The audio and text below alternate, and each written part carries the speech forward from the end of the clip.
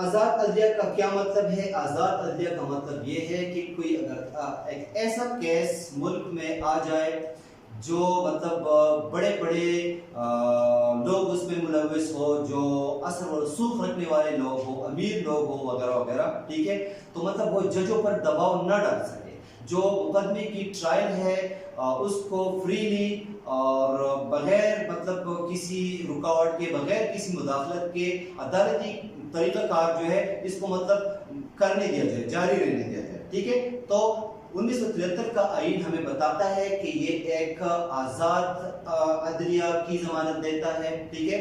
عدلیہ یا جوڈیشری پر اس پر کسی کا کوئی زور نہیں چلے گا، ٹھیک ہے، اور وہ جو فیصلے بھی کرے گی عدلیہ تو اس کو مطلب مانا جائے گا۔ اچھا، آپ کو یہ بھی معلوم ہوگا کہ ججوں کی جو تقرری، ان کی اپائنٹمنٹ اور پھر ان کی جو برطرفی کا طریقہ کار ہے یہ بھی اس آئین میں موجود ہے۔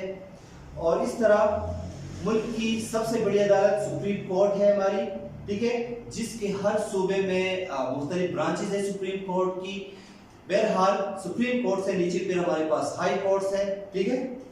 تو ہائی کورٹس پر بھی سپریم کورٹ کی یہ اس کی عملداری میں آتا ہے، ٹھیک ہے، اور سپریم کورٹ خود بھی 1973 کے آئین کے تحت اس کے انڈر آتا ہے۔ 8ویں نمبر پر انڈائریکٹ الیکشنز یا بلا واسطہ انتخابات جس کو کہتے ہیں، اس کا بھی ذکر کیا گیا ہے 1973 کے کانسٹیٹیوشن میں کہ ہر 5 سال بعد جو ہے پارلیمنٹ کے لیے الیکشنز ہوں گے، ٹھیک ہے، اور ووٹرز کی ایج کی لیمٹ کم از کم جو ہے یہ 18 سال ہوگی، ٹھیک ہے، یہ آئین میں اس کا ذکر کیا گیا ہے۔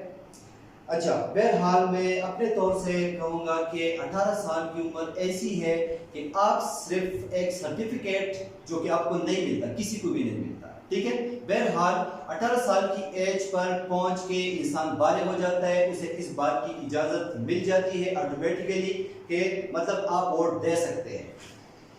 9 نمبر پر 1973 کے کانسٹیٹیوشن میں ہماری قومی زبان کا ذکر ہے۔ آپ کو پتہ ہے کہ اردو ہماری قومی زبان ہے، اور آپ کو یہ بھی معلوم ہوگا کہ جب پاکستان نیا نیا بنا تو ہماری قومی زبان اس وقت بھی اردو قرار پائی تھی، لیکن چونکہ مشرقی پاکستان میں جس کو آج کل بنگلہ دیش کہا جاتا ہے، اردو زبان کے خلاف انہوں نے اسی موقع پہ انہوں نے بغاوت کر دی تھی کہ نہیں، ہم بنگالی زبان کو یہاں پہ مشرقی پاکستان میں مانیں گے، اس کو آپ نافذ کریں، ٹھیک ہے۔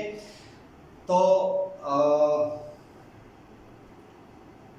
بعد کے حالات پھر ایسے آئے کہ مشرقی پاکستان میں حکومت کو بنگالی جو ہے اس کو قومی زبان مطلب انہوں نے قرار دیا، اور مغربی پورشن میں ویسٹ پاکستان میں انہوں نے اردو کو قومی زبان قرار دیا۔ اچھا، 1973 کے آئین میں اس بات کی بھی ضمانت دی گئی ہے کہ اردو کے ساتھ ساتھ دیگر جتنی بھی علاقائی زبانیں ہیں پاکستان میں، پشتو، پنجابی، سندھی، بلوچی یا کشمیری وغیرہ، یہ تو بہرحال بڑی زبانوں میں آتے ہیں، لیکن ان کے علاوہ کوستانی زبان ہو گئی، ٹھیک ہے، گجری زبان ہو گئی، یا بلوچستان میں بھی بہت ساری زبانیں ہیں، پنجاب میں بھی بولی جاتی ہے، براہوی یا ہند کو تو خیر بڑی زبان ہے، تو ان زبانوں کی ترقی و ترویج کے لیے بھی کام کیا جائے گا۔ یہ اب الگ بات ہے کہ جس طرح پوری دنیا میں کوئی بھی زبان دوسری زبان کے اثرات سے محفوظ نہیں رہی، خود اردو بھی مطلب انگلش کے منفی اثرات ہم اس کو کہہ سکتے ہیں، اس کے زیر اثر ہے، ٹھیک ہے۔ اس طرح چھوٹی زبانیں تو خاص طور پر ان کے انگلش کے بھی زیر اثر ہے، اور ساتھ ساتھ اردو کی بھی، ٹھیک ہے۔ تو آئین میں اس بات کی ضمانت دی گئی تھی کہ ان تمام زبانوں کی ترقی، ان کی ترویج اور ان کی احیاء کے لیے کوششیں کی جائیں گی۔ اب جہاں تک 1973 کے کانسٹیٹیوشن میں اسلامی شقوق کی شمولیت کا سوال ہے، تو اس مد میں بھی مطلب چیزوں کو مد نظر رکھا گیا، ٹھیک ہے۔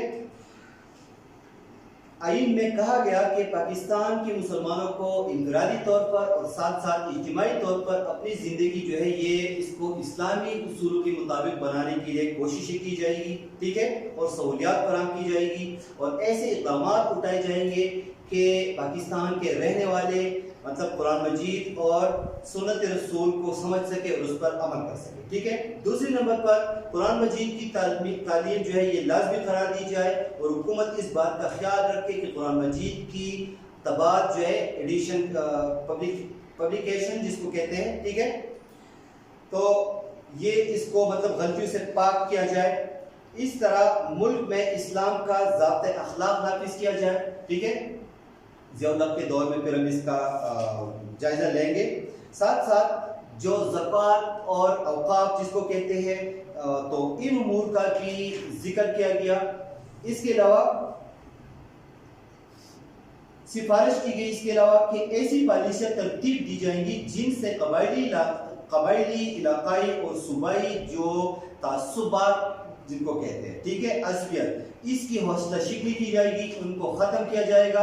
اور پاکستان میں رہنے والے جتنے بھی لوگ ہیں اور جو مطلب جتنی بھی زبانیں بولتے ہیں اور مطلب ان کا تعلق جس علاقے سے بھی ہے تو مطلب وہ اپنے آپ کو صرف پاکستانی سمجھیں گے. ٹھیک ہے.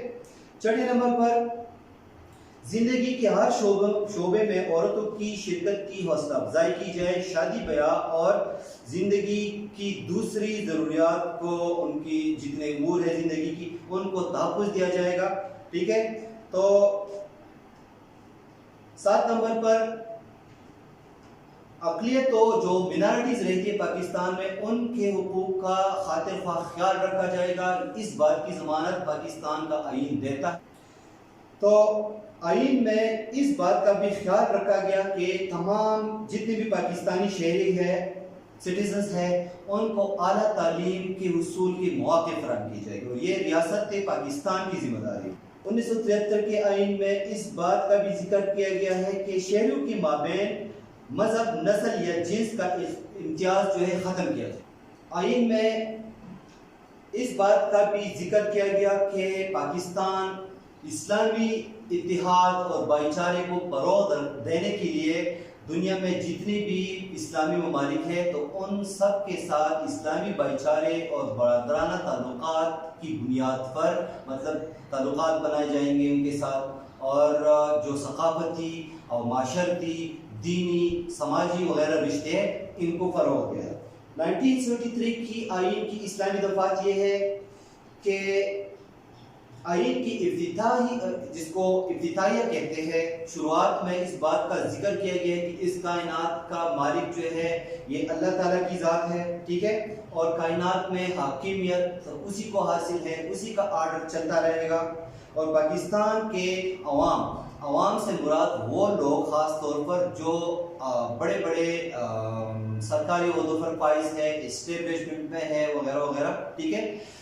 جو ایلیٹ طبقے سے کلاس سے تعلق رکھتے ہیں اور جن کا پاکستان کی کیا ہے پاکستان کی معیشت, پاکستان کی آئین سازی یا پاکستان میں مختلف دیگر چیزیں جو ہے ان کے حوالے سے ان کا کافی اثر و رسوخ ہے. ٹھیک ہے. تو اس سے مراد یہاں پہ عوام سے مراد اثر و رسوخ رکھنے والے لوگ ہیں. تو اثر و رسوخ رکھنے والے جو لوگ ہیں جن کے ہاتھ میں اختیار ہے, جو فرض کرے جو بھی ہے چاہے 22 گریڈ ہے, چاہے مطلب قومی اسمبلی کا ممبر ہے, فیڈرل منسٹر ہے وغیرہ وغیرہ. ٹھیک ہے. تو یہ لوگ ان کے پاس جو اتھارٹی ہے جو اختیار ہے ٹھیک ہے یہ اپنے گھر سے وہ لے کے نہیں آئے بلکہ ووٹ کے ذریعے پاکستان کے لوگوں نے, پاکستان کے عوام نے ان پر اعتماد کر کے ان کو ووٹ دیا, ان کو پروونشل اسمبلیز میں بھیجا, ان کو پارلیمنٹ میں بھیجا اور پھر مطلب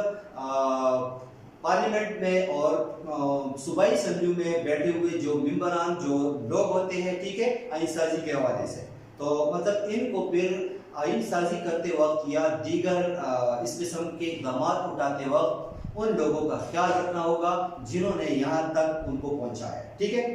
اچھا 1973 کے آئین کے تحت ملک کا نام جو ہے پہلی بار اسلامی جمہوریہ پاکستان رکھا گیا. ٹھیک ہے. یہ اب پاکستان کا سرکاری نام ہے. اس سے پہلے یہ ڈیموکریٹک ریپبلک آف پاکستان تھا شاید. تو اس آئین میں 1973 کے کانسٹیٹیوشن میں ملک کا सरकारी मजहब जो है ये इस्लाम करार पाया, क्योंकि 96-97% पाकिस्तान में मुसलमान रहते हैं, तो ये नहीं होना चाहिए।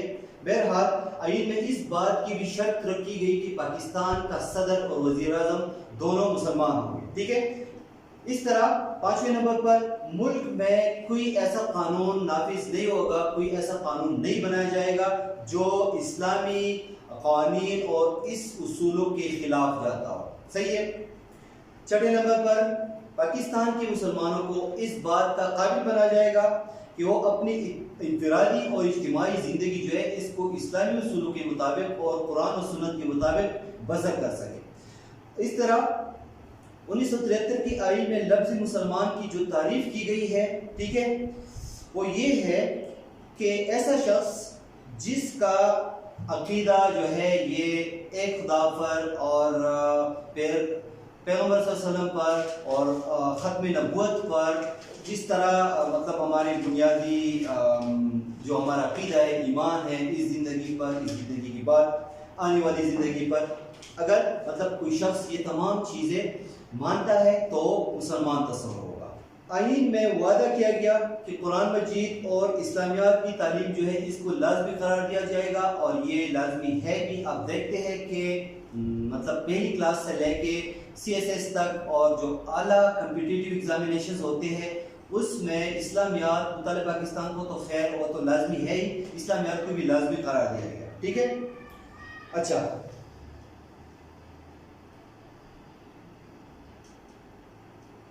इस तरह 73 के कॉन्स्टिट्यूशन में सूद या अस्मत फरोशी, जुआ, शराब वगैरह वगैरह ये चीज़ें जो है इनका खात्मा किया जाएगा। और 10वें नंबर पर ऐसी इस्लामी नजरियाती कौंसिल कायम की जाएगी, ठीक है, जो कानून साजी करते वक्त कानून साज इदारों मसलन पार्लियामेंट, ठीक है, और सेनेट और साथ साथ सुप्रीम कोर्ट ऑफ पाकिस्तान की मदद कर सके इस मत में, ठीक है। 11 नंबर पर अक़लियतों को मजहबी आज़ादी दी गई। पाकिस्तान में रहने वाली मतलब जितनी भी मिनॉरिटीज़ है आइन उनको मजहबी आज़ादी देता है, ठीक है। तो बहरहाल इसके साथ ही भुट्टो का दौर जो है ये अपने इख्तिताम को पहुंचता है। तो यहाँ तक आके हमारी ये क्लास खत्म हो जाएगी। खुदा हाफ़िज़।